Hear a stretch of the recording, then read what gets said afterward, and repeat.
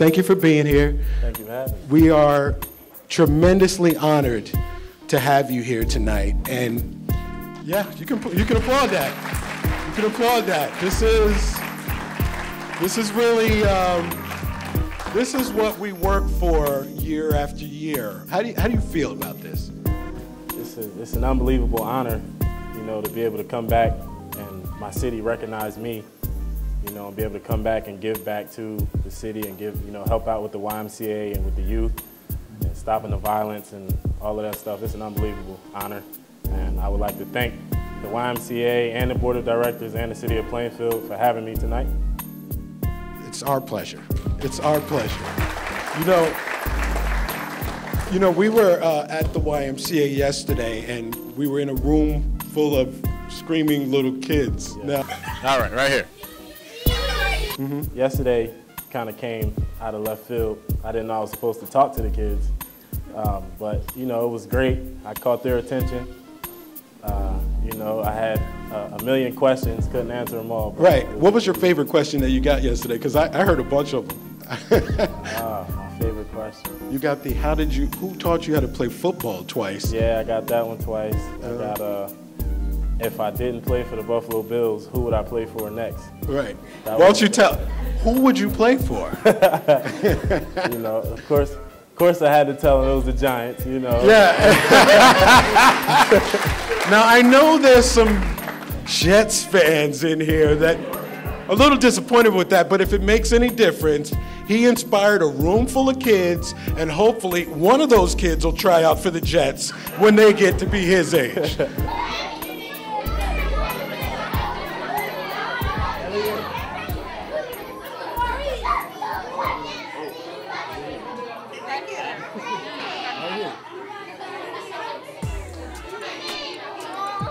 So Donald, tell me,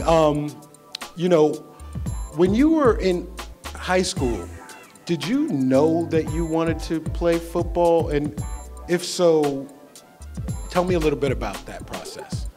When I was in high school, all I did was play sports, of course. Football was like number one. I played baseball, I ran track, played basketball, but nothing was like football. I had the love for football, and I watched football every day. If you come in the house, my TV was on the NFL Network or ESPN or on a football game. And my parents, my family always told me, if you keep working hard, maybe you'll be on the field one day with those guys. And, my dreams came true. Obviously, you believed them. I definitely believed them. And I just, in high school, I played football, but that's really all I cared about. School was not really the main thing on my mind when I was in high school. I didn't really want to listen to my parents telling me things. I was hard-headed, and as we all are at some point. Yeah, exactly. And I suffered because of that. And I had to go to a smaller school and then transfer to another school. Now let's stay right there. Tell me about that. Being on that team, but knowing that there was a higher place for you. When I got to Lackawanna, my head coach, Mark Duda, he played like 8 years in the NFL. We ran a program just like a major school. And at that point, of course I wanted to get to the NFL, but my main focus was getting to a bigger school so that I could get to the NFL. That process, it was rough. It was up in Scranton, Pennsylvania. I don't know if too many people have been up there. It's really not much to do up there, which, I guess it was good for me. Probably.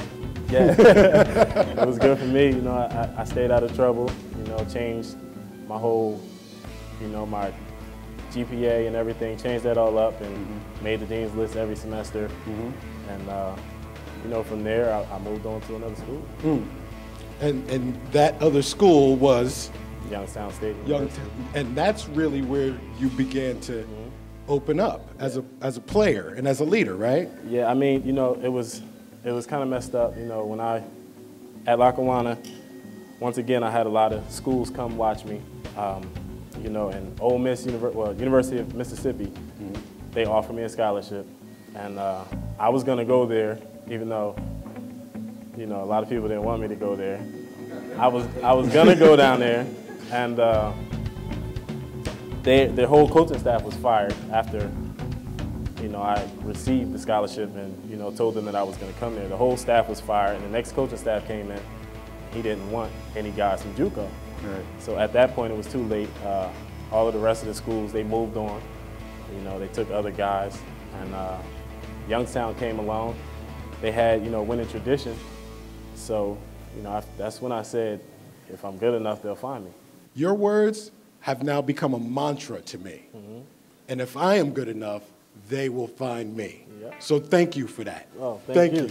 Thank Man, you. You make me, Jason, we might have to trademark that one.